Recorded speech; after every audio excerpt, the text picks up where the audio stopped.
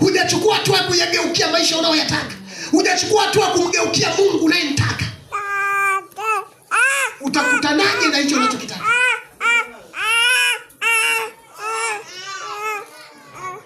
Anasiwe. Sijui unanielewa? Sijui unanielewa? Sijui unanielewa wewe? Sijui unanielewa wewe? Utakutana wapi na maisha unayoyataka?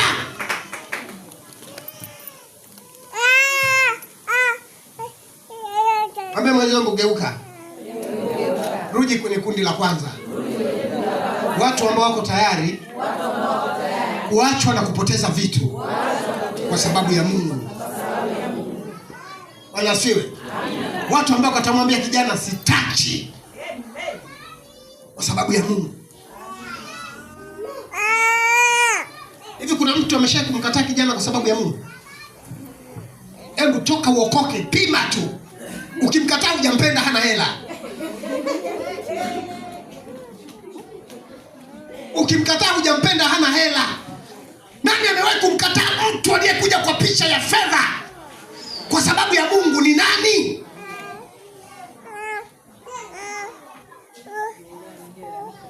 Mimi nakwambia hivi, ni wa test tu watu, si nivae kihuni, nivae jinsi raba, kofia yangu hivi nivae ya hapa na mcheni usiku, nikutane kwenye kona, nakwambia sister, nimekubali.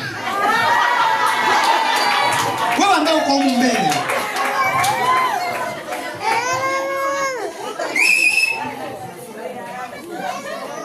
bana siwe, nabadilisha mpaka na mwendo, napiga raba yangu chini, napiga mpenzi wa nguvu chini, na uvae gesha chini, nimepiga kofia yangu ya hapa, micheni kibao, nimeweka na miereni hapa kama wasanii, afu na kutokea kabisa ambayo uko unanena kwa lugha. Nikarapopa sete, niko papa. Unatudanganya kumbe kwenye kundi la pili. Amina.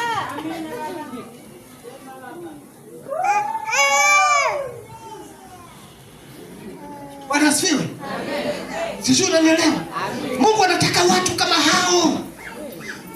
Paulo anamwambia Timotheo, uwe kielelezo kwa hao waaminio. Kimwenendo, kiusemi, uwe kielelezo.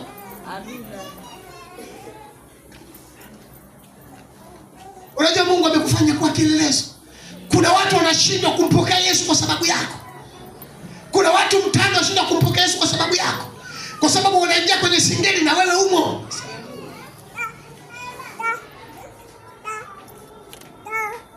Alafu nasema kila mtu anafanya bila anavyojisikia. Eti unapojisikia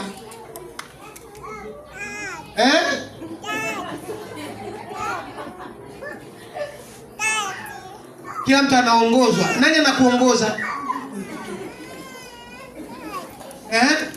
Sawa, unavyoongozwa, nini kinakuongoza huko ndani? Paulo anasema lile jema ninataka kulifanya siwezi kulifanya, bali lile baya. Yaani anatamani kufanya jema analiona, lakini nguvu ya kufanya jema hana, kwa sababu ndani yake kuna baya.